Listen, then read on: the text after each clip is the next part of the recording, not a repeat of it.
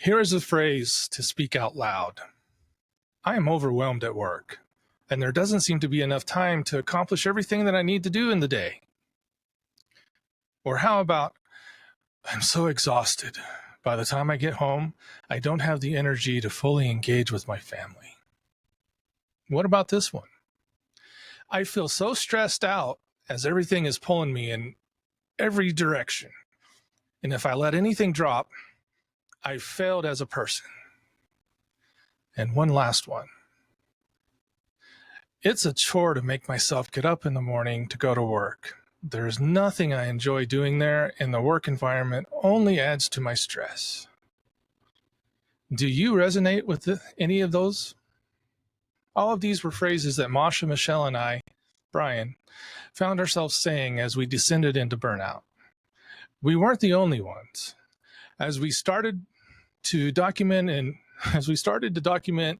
our burnout journey, these were phrases we heard from people we talked to, from the medical industry where Masha and Michelle work, to skilled trade workers, as well as teachers, lawyers, and engineers.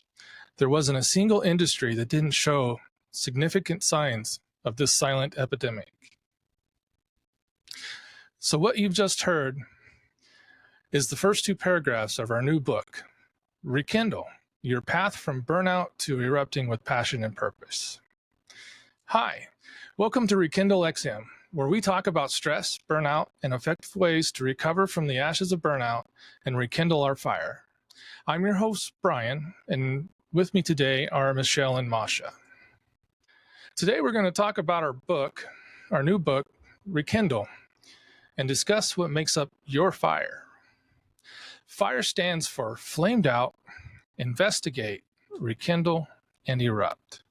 It is the 4 stages we found necessary to be able to walk away from burnout and pursue a renewed purpose with joy and intention. Today we're going to finish our discussion on our book that's coming out, which is Rekindle. So we've talked about the first 2 letters in FIRE and how FIRE is flamed out, investigate, rekindle, and erupt. So as we start looking at the last 2 letters in FIRE, we're going to talk about rekindle. And once we start to rekindle, we start to recognize the areas of our lives where stress is playing a part, because we just discussed that in investigate. We need to find the things that will help us clear the ashes of burnout and rekindle our inner fire, because our inner fire is what gives us that energy that we need to be able to move on. Do we know what our individual helpful coping methods are? Do we recognize the unhelpful coping methods that we tend to fall back on? What is the need or desire that we have to close the cycles on our stress? So when we look at the rekindle portion, there are 4 areas within what we are calling the Rekindle kit that will make it successful. Michelle, why don't you tell us about the Rekindle kit? So the Rekindle kit it's not an actual physical kit. It's more of a concept. And what we really encourage people to do, and we've actually already kind of started this in the investigate portion, is to start writing some things down. So this Rekindle kit is really what you're writing down, what you're recording. So hopefully at this point you've recorded, okay, here are my major stressors. And if you're not one to write things down, no problem, but you should at least have a good mental list of, all right, these are my main stressors that are causing burnout and long-term stress. So the idea as we move into this Rekindle section now is, all right, we know what our stressors are. Now we're going to start with the fun part, which is we're actually going to start coping with those stressors. We're going to start finding what works to help us handle these stressors. So the idea of the Rekindle kit is when you're done, you want to know what are your helpful coping methods? What are you going to go to when these stressors come up? What is going to help you recover from burnout and stay out of burnout as you move forward and as that fire is getting the fuel that it needs. So that's really the idea. is, if a fire has kindling in it, and we want people to know how to find that kindling and how to use it and how to find what works best for them. Okay. She got a little ahead of herself there in our discussion, but go, Michelle. You can tell she's excited about it. So the first area in Rekindle is the need to clear the ashes. And this involves acknowledging, one, that you're in burnout or that you're in need of stress management, and two, committing to solve it. So there are various acknowledgments that we need to recognize before we start to rekindle. Otherwise, we may not be fully aware of everything that we need to do to rekindle.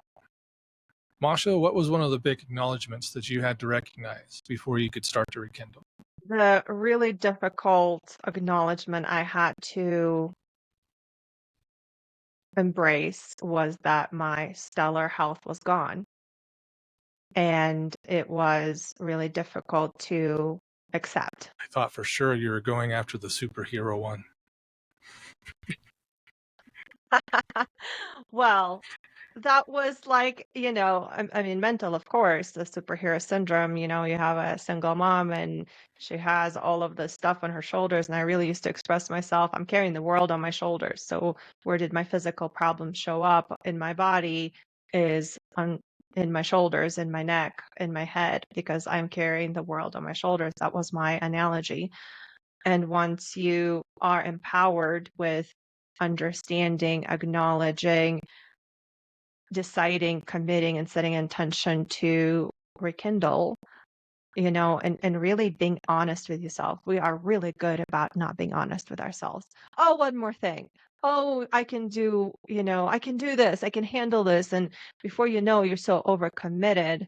And this is what we call the superhero syndrome is I can do everything on my own. I don't need any help. And, you keep adding to the list and you have so many plates juggling up in the air. Eventually they're all going to fall because it's not humanly possible to do everything for everyone all the time. Yeah, that's an important one to recognize. Is we can't do it all on our own because we're not a superhero.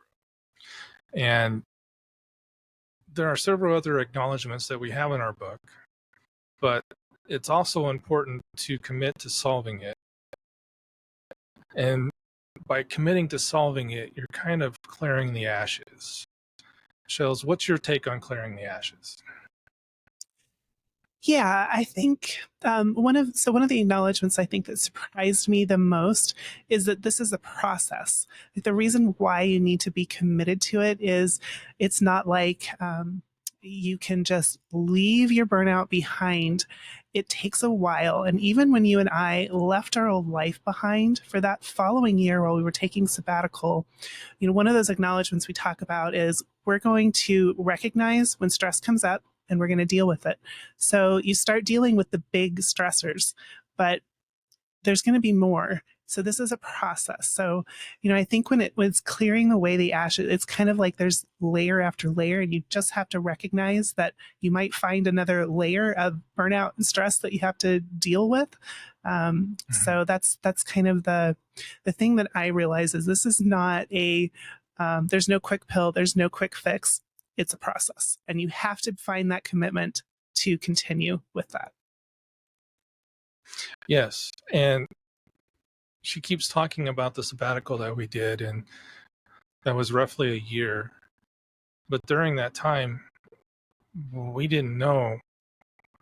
I mean, we knew we kind of burned out, but we weren't thinking about this book at that time. And so what we experienced and went through is solving it on our own. And whereas Masha, when she started trying to solve it, she got medical and other help that allowed her to see the areas that she needed to work on. So both sides can be effective. Some sides are probably better than others. Masha would probably say, getting somebody to talk to professionally is a very good idea. They'll help you see the issues that you need to work on quicker than what I did when I sat on my butt for a year and worked through all of my emotions. I don't recommend that. That can be kind of hard. So, Masha, do you want to cover any of that part or It's before we move on? important. I think that is important. I'm the type of person, if I have a problem at hand, I want to solve it quick. I don't want to solve it over time. I want to solve it now. I want to get over it. I want to move on, and I want to find a new problem to solve. And when my health became a problem, right, it became a problem to be solved. And surprisingly, I met my therapist 2 years before. It's like God was showing me, he's like, yeah, here's a person. She's perfect for you. Go talk to her. And I had the intention to, but I was too busy. I wasn't there. I wasn't quite at the point of burnout that I needed to seek a mental health practitioner to help me with that. And finding somebody who understood me and understood how to really go deep and unlock those false beliefs, those cultural conditionings, that childhood trauma that keeps you in that perpetual state of cycles that you may see in your life, that you're a superhero. Well, why are you a superhero? What made you believe that you can do everything on your own, right? You got to work through those things. Yes, you can do it on your own. You can read books or you can just like journal and get all those things out. But I chose to work with a professional. And surprisingly, every session was a breakthrough. And it was a breakthrough. I'm like, whoa, I never committed to this yet. This is my habit. Why is this my habit? I need to let go of this habit. It doesn't serve me. And because I had the help of, the medical doctor who was helping me address the root cause of my physical health issues, and a mental health provider who was helping me overcome, those other issues with my mental health, that was the win-win. Eventually, once I found those people, right, it took me a while outside my mental health practitioner, it took me a while to find the doctor who understood burnout and what it was. And I talk a lot about that in my book, the process it's taken. Ultimately, my health is my responsibility. It's not a doctor's responsibility to solve my problems. They can give recommendations, but ultimately, you are responsible for adherence. And if we want to be successful, you have to take ownership. I had to take ownership and say, what is the quickest way for me to recover? And it took a team of people, not one or two. It took a team of people, including a community that I could share. I could have somebody hold me accountable. Masha, staying up too late scrolling. Yep, I did. What did I do? I'm struggling today and I'm really tired. Why did I do it? Really don't know. You gotta be able to recognize those things and let them go. You may be able to do it on your own. It may take longer time, but that's fine if that's what you want to do. But in my case, I chose accountability. I chose to spend money on my health because my illness was costing me more money than my wellness now. Okay. Once again, we kind of went into some other areas of Rekindle, but we're getting there. We're getting there. Yes. So after you clear the ashes, clearing the ashes is a mindset change. So it's a very important thing to do. You have to start finding the kindling. So the kindling in any fire is important to get the fire going at the beginning. You got to have the small sticks to get a fire going. You can brute force it if you've got a torch, like some of my family members do, but it's not a good way to start a fire. So when you find the kindling is the resources that you use to help you get out of burnout. Your helpful coping methods, journaling, finding the professional services that you need to help you do that if that's where what you need to do. Some other ideas is have a community that you can discuss it with. The three of us were our own community once we started really going through what is burnout and how do we get out of it. We had so many discussions on our different sides of burnout that it was amazing and it was helpful. But it's also recognizing areas that you fall back on that are not helpful coping methods. So I tended to fall back on alcohol anytime I got stressed because it numbs and it makes you forget for a while. But over time, when I started to recognize how bad these things that alcohol was doing to me outside of the temporary effects that it was helping me with, that it just wasn't good overall. So I had to start to learn that alcohol was not a good coping method. So Masha and Michelle, what are some helpful coping methods that you have discovered, and some unhelpful coping methods maybe? I guess you don't have to go into the gory details, but just some ideas, because an unhelpful coping method can be something that seems helpful and it may be helpful to others, but it causes more stress for you. So if I went running every day, people would say that's a helpful coping method, but I hate running so much. It would be more stressful for me trying to run than not. So keep those in mind as well. All right. Well, I think I'll start. And I think one of the things to point out is what you already said, which is not everyone responds the same way to these helpful coping methods. We each have to find our own. There is not, one set of coping methods that will work for everyone. What does work really well for me, and this is something during our sabbatical that I took full advantage of, is walking out in nature. Like, that is just a natural stress reliever for me. And it is for a lot of people, but not for everyone, because like you said, you don't do as well when you're just out walking. So that was really helpful. Time away from environmental, we used to live in suburban Denver, so you have the sounds of traffic and just people everywhere.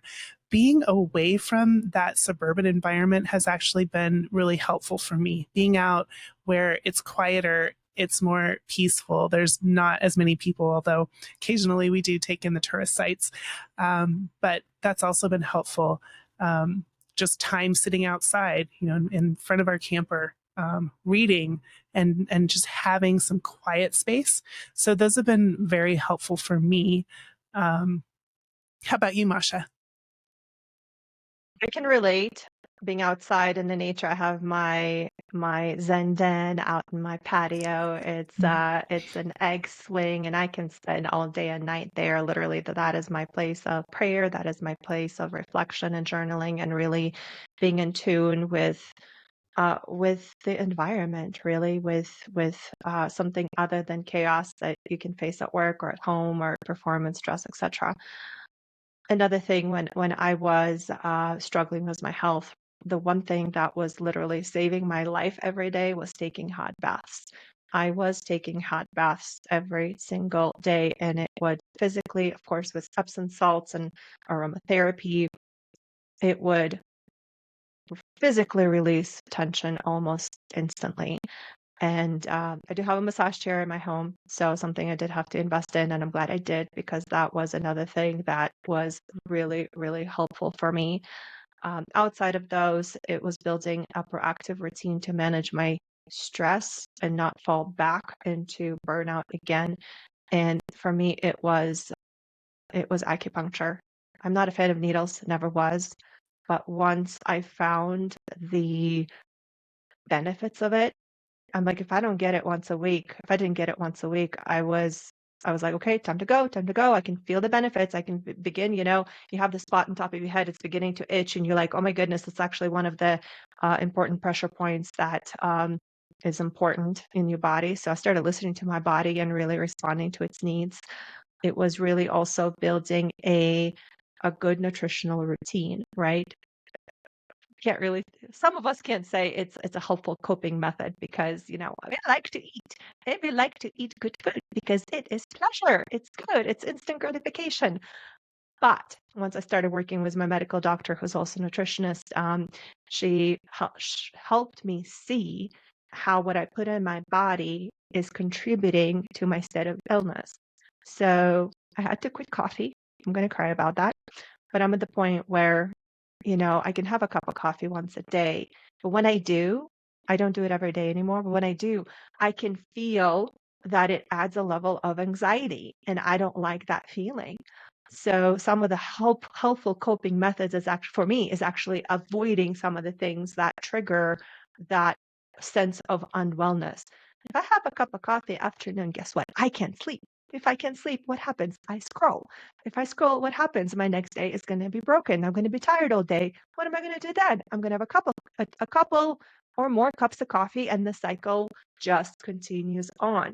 So I think it's important for us to realize that finding rest, finding peace, giving your body and your mind and your spirit what it needs in a helpful manner, in a perfect amount amount, right?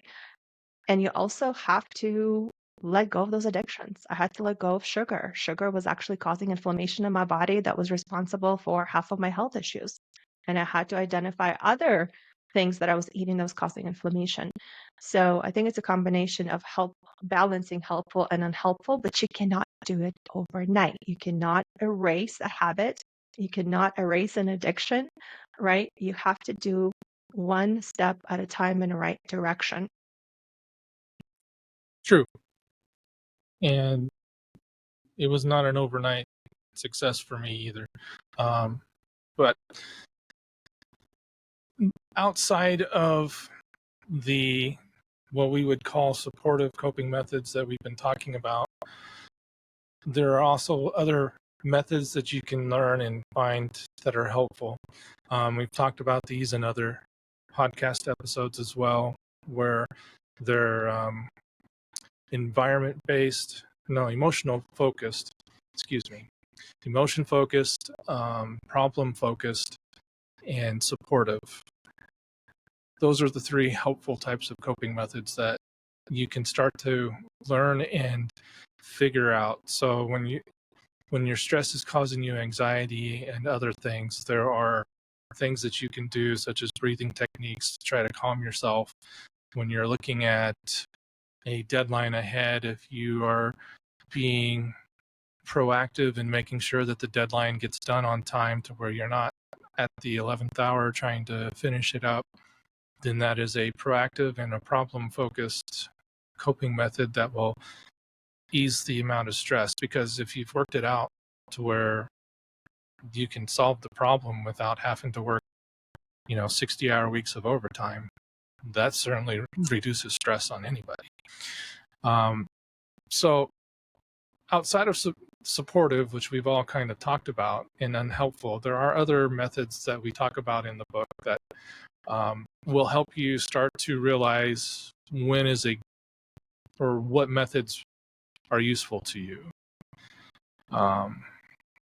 So as we move to the fourth area that you need to be able to rekindle your fire, it's finding your motivation. So when you get to a level that Michelle, Masha, and I were at, our motivation to leave burnout was not only a desire, but it was a need, which means we were in crisis. Some of us were in worse crisis than others, but a need is something that you have to take care of, or you could die. It's kind of an extreme level of saying it, but if you look at that, most people, when they finally realize that they're in burnout, or at a point where it's a need, they have to do it. If they don't do it, there's going to be mental issues, physical issues, and they have to get past that crisis point. But what happens when that crisis is over? This is where motivation really comes in, because then you have to figure out what is your desire, your want, your goals, and how you're moving past burnout. Because if you don't, this is the tinder that you put into the kindling. So anytime you start a fire, you have your kindling, which is your little sticks, but then you have your tinder, which is, the paper or the dryer lint or the leaves that you start underneath it to be able to get that fire going. If you don't have that motivation, you're not really going to start, or you'll start, but you won't get very far. You'll fail, especially once that crisis level need is gone. What are your guys' thought on finding your motivation and how you get there? Thank you. Go ahead, Michelle. I was just going to say that I feel like this is where, Masha, you talk about you had 3 episodes of burnout. We've talked to other folks who've had more than 1 episode. And I think this is what happens is that, we get past that initial crisis. We get back to a stable enough place that, we can function again. And then we sort of go back to old habits, which then we're just setting ourselves up for this cycle to start again and for burnout to happen again. So I think, for me, my burnout was kind of this long, slow process. But what I found is that in the recovery phase, I really had to address the mindsets. What was my mindset around work and how this fit into my life and how much of my life it should take? Because otherwise, I was going to fall right back in regardless of what kind of work I did. So that's where I think a lot of times, in our culture, we fall down. We get back to a certain level, and then we just go on our merry way again. We get just as busy, and we fall back in. Yes. Well put. And this is exactly what I've experienced too, and partly why I needed the accountability of external help to help me keep a steady pace and my motivation. I had a motivation to get well quick. Well, get well quick requires being busy. Well, one thing I needed to learn was to do nothing and rest. And that is something I did not know how to do very well unless I was physically unplugged from my environment and my hands could not get to things and my mind could not do things, right? So that was important for me to keep motivated in a sense of I get a burst of energy to do something and I have a little bit of time and I feel the need to fill that time with something to be productive, to be, superhero, say yes when I should have said no and decided to rest and do the things that I actually needed to do to take care of my own self. And that motivation is important to keep in perspective because you're right. If you are conditioned and you have false beliefs, you're going to keep falling back into that because that's all you've known, right? Now you need to learn to walk out of that into new you. But to know the new you, you need to understand the things that have gotten you to where you are and wanting to change. And that want to change is enough to motivate you to do what you need to do to get to where you are going. Okay. So the final area in Rekindle is consistency and focus. Anytime you start a fire, that little baby fire needs attention to keep it burning. So you got to keep throwing in your kindling and your motivation and your tinder, so your helpful coping methods and your motivation to keep fueling that fire until it gets able to take larger pieces of wood and be able to burn on its own. So when you're in the rekindle process, realizing that this isn't going to end like Masha said, it doesn't matter how quickly I want it to end, it's going to be in its own time. It's important to realize that being consistent and focused on the things that are happening around you and how to solve them and relieve that stress as quickly as possible will help you increase that fire within and make that baby fire grow a little stronger. Any comments on that? I think I just have one comment here is that you don't fall into burnout overnight. It is a process. It takes time. In many cases, it takes years. In my case, it took decades of unrecognized burnout before it became recognized and I did something about it. But it's important to realize that your rekindling stage is going to take some time, and it's important to dwell there a little bit. Because if you don't, you're going to end up right back where you started in burnout. And I can attest to that. I've done that mistake many times, and I have my accountability team in front of me to attest to that. So do the due diligence. The more you understand about the what and the why and the how, the 5 whys Michelle talks about at the root cause, that is going to set you up for success. Because once you do, and you will fall back, we all do, you already have the recipe of things that you need to do to rekindle again and keep going. So finally, in this part of rekindle, just recognize that we are humans. Things happen. We will fall occasionally, and we may have to start over. And it may be a time or 2 or 3 or 4 before that fire takes off and burns bright. Don't let that get to you. Don't let that get you down. Don't let that make you quit, because that's where that motivation and the desire to get out of burnout really comes into play. Each one of those is just a stepping stone to learn what you need to do for it not to happen a second time or a third time or a fourth time. So rekindle is not a one and done process. So the last part of fire is E, and it stands for erupt. And when we start to have a steady fire, and we can keep it burning without much effort, we may need to find or renew that intentional purpose that will bring us joy in our lives, and add the big logs that will help us burn bright and erupt.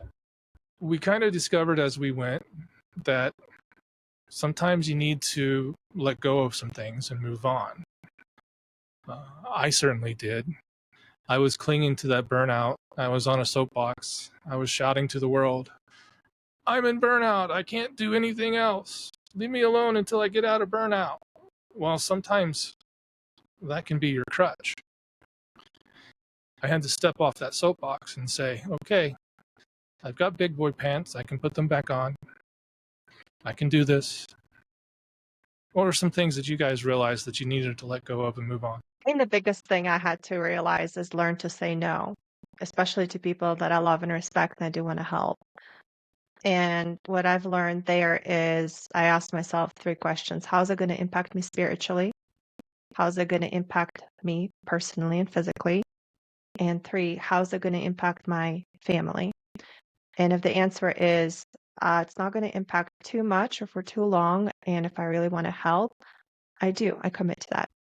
But most of the time now is, well, let me help you find somebody who can help, but it won't be me. I think that's the biggest thing that helped me stay out of burnout. Yes, letting go of the need to say yes to everything and moving on with boundaries. So, yes, that's a good one. I think for me, I had to let go of what I envisioned as, kind of the American dream. So the big house, the comfortable careers, the kids, the dogs, kind of everything we think of when we think of that traditional American dream. I really had to let go of that and rediscover my purpose. As it turns out, I still love the medical field. I still want to help people live a healthy life, but I needed to change my vision of what is it I really want in life. So Brian, you and I, we've been going through this of changing those dreams. And of course, we've been out. We had our year sabbatical in our RV, but we decided we liked that. And we're like, oh, well, maybe it's time for a new vision of how we want work and life to look like. I had to give up some of those old ideas and old dreams and look for something that was more authentic, that actually fit a little better. Good point. And we're realizing that some of our ideas and dreams were a little immature, and we've had to start growing up a little bit more again. But that's part of the process. So once you find the areas that you need to let go of, that's where you need to start finding that new purpose, or worthy ideal, as we like to call it, because we listened to Earl Nightingale too many times. For me, when I was trying to find my worthy ideal, and that was kind of my problem before we left our jobs and went into burnout, I didn't know what I enjoyed, or I didn't remember what I enjoyed because I'd been in what I was doing for too long. All I knew was engineering. All I knew was how to do the things that engineering involved. I have really good problem solving. I have really good other skills, but I didn't know how to transfer them into something that I might find more enjoyable. So that provides, well, a wall that you kind of have to break through and start thinking beyond that wall to find it. But when you start looking at your worthy ideal, it needs to be a service. And it needs to be a service that you enjoy for serving others. And in that service, you'll also get, the reward that you desire from it because you're fulfilling that service. So once you start filling a service, people will start wanting that service, and you'll start feeling a need, and they'll start paying you for that need. So those are things that we need to start looking at as we want to start erupting, is what is that purpose that I used to have and forgot about? Or what is that purpose that I haven't found yet? How do I find that? What are your guys' thoughts on that? There's sort of three different areas that you might find that you fit in. So I already knew my purpose, like with the big P. So I knew the area that I enjoy. It's always been healthcare. It's always been, helping people live healthy lives, even though I've worked in a number of different areas in healthcare. So for me, it was just redefining that purpose. But then for you, Brian, it was like, no, I need a whole new purpose. I need to find something completely different. And I think you talked about that, letting go of that fear of getting over that, of that hurdle of, oh, I don't know what to do. So you finally kind of got over that to find your purpose. And then Masha, your experience was more like, well, my body is so broken down, I really can't focus on my purpose till I rebuild the airplane and get it functioning. So I think that people will sort of fall into one of those three camps.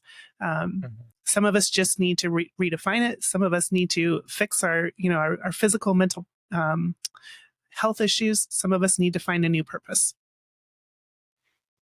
And I think the biggest obstacle in this space is having the courage to explore and step out into something new and believing in yourself. I've met a handful of people through conversation, and they're in burnout. They're stuck in careers that they hate, and they're holding on to that toxic security, that false American dream, because it makes money and they have a job, right? And that's good enough. But in the spirit, they're flamed out. In the flesh, they're run down. And one of those individuals wanted to be a therapist. And she said, there's no way. I'm too old to go to school and be a therapist. But she has such an amazing niche market. And I challenged her a little bit. I'm like, well, why do you say that?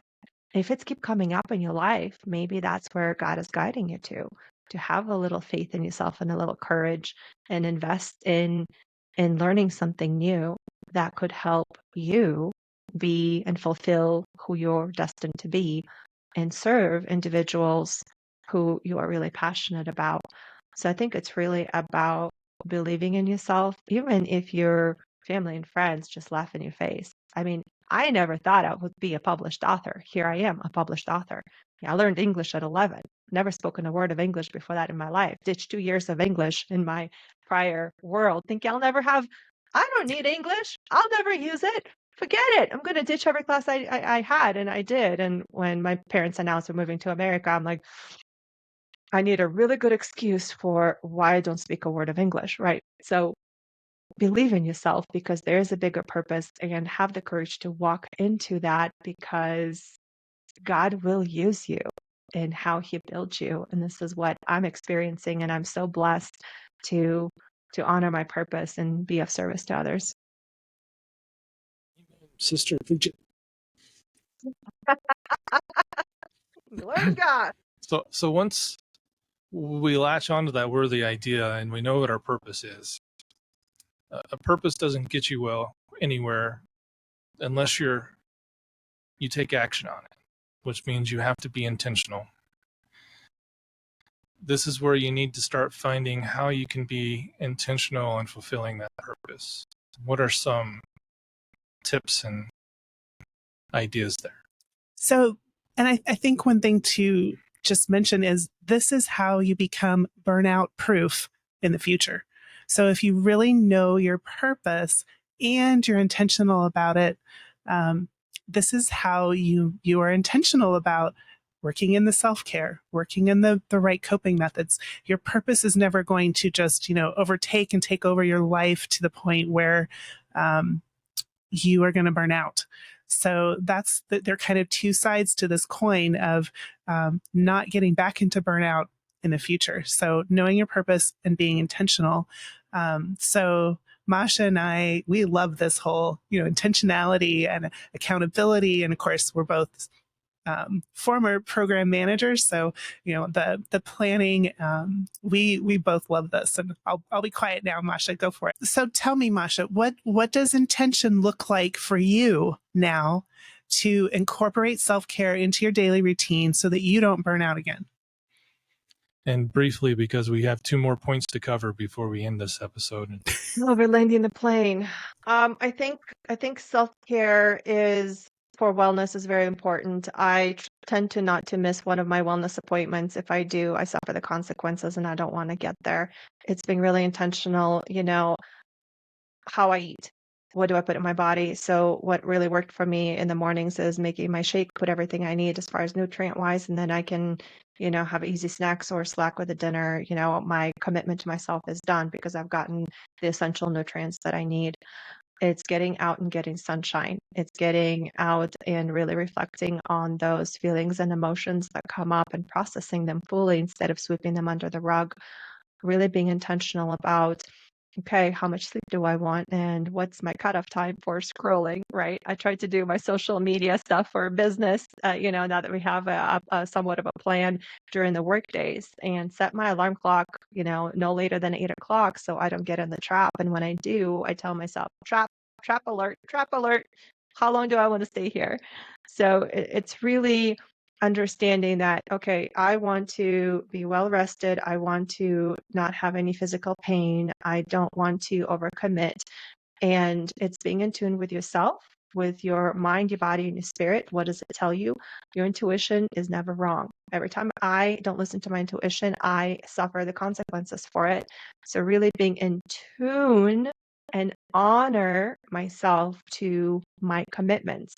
Every time I miss my Sunday coffee and a planner and planning out my week, I suffer the consequences. My week is chaos. Every time I do, my week goes really flawlessly and I'm busier. So it's really spending that time to be intentional. There we go. There was a little bit of a mix of intentionality and the next point in what she just said, which is commitments and accountability. And these will help you fuel the fire. So the commitments, as Masha was talking about with her nutrition and some of the other aspects, is very important because they will help add fuel to the fire because they keep you balanced. And accountability is also important because you got to have that ability to talk to the people that you want to be accountable to, and they will inspire you and they will correct you and they will do the things that they need to that an accountability partner will do, hopefully, to move you forward in that purpose. And Masha actually gives a great table in the book that talks about, what does successful accountability really look like? So she broke it down so that you know exactly whether or not you have good accountability. I guess the one thing I will say is that I didn't really think I needed accountability. Like I kind of thought I could figure it out on my own. But what I've found from, just between the three of us and being accountable is that has been incredibly helpful because, like Brian says, we're humans. As Masha said, we fall back. Having people around you who can help you and make sure you don't fall back into burnout and make sure that you're living out your passion, your purpose is definitely a key. And I think the magic Yes. sauce there is giving permission to others to do that. Because if you are not intentional about that and somebody makes a suggestion, then you are just this, explosion and mirroring negative emotions on the person who's trying to help you.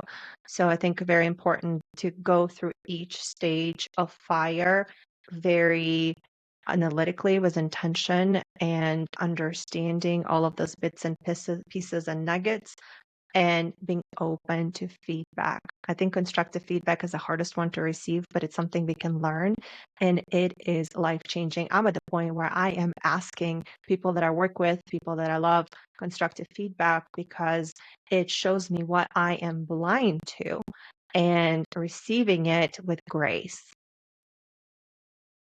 You have to be well ready for that type of commitment, though. You do.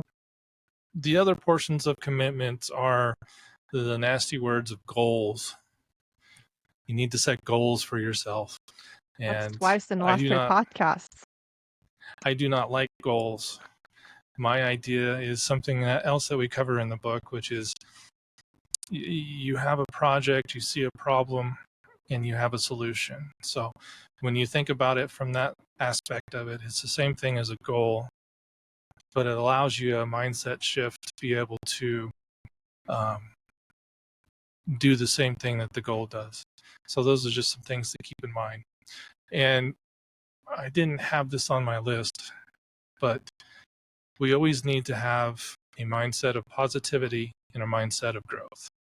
If we're not willing to keep that idea of positivity, which comes from the strangest secret, and a growth mindset, which allows us to continually learn from our mistakes and grow, we're going to have a harder time having that joyful and intentional purpose. And the last part of this is a life journey. It doesn't end on one and done. This is kind of a new lifestyle that will help you get out of burnout and find that purpose that brings you that joy. And we want to enjoy life. So we want our work and our life, and we call that balance, but is it really balance? We want everything to balance together and not necessarily be a separation of work and life. We want to enjoy the whole thing and not compartmentalize it. So that is the whole idea at the end of the book, is that this is a journey. Last thoughts. I think another important thing to consider is really going back to your environments and your support system and identifying barriers. What is keeping you where you are? And you may have to say some really difficult goodbyes in order to leap and erupt into your new life. And that is okay in some cases. So just be really honest with yourself when you do this work. And it's possible. We've done it. There's 3 success stories in front of you. We came up with this structured approach to leave burnout with intention because we are the ones who needed this. We use this to recover, and it's possible. And we are in recovery. Yes, we go 10 steps forward, 1 step back, or the other way around. But because we do have a strong team of 3 and we discovered our passion and we love what we do, we love a life of service, it's possible. You can do it. All you need to do is make the choice. Michelle? I love what Masha said. It's possible. I think when you're in burnout and you're at that point, you a lot of times feel like, oh my goodness, there's no light at the end of this tunnel. My life is always going to be like this. I'm always going to feel exhausted. I'm always going to be tired. But when you get to that point where you're like, no, I am not going to do that. It's time for a change. You start that journey. It's definitely a journey. It takes time, but the life that's possible on the other side of that is amazing. It kind of reopens your eyes to the adventure and the joy. So, the encouragement is, don't feel discouraged if you're burned out right now. There is definitely a great life after burnout. Well, once again, our book is called Rekindle, Your Path from Burnout to Erupting with Passion and Purpose. And it's all about fire. We want that inner fire burning bright in you again. It is available wherever books are sold.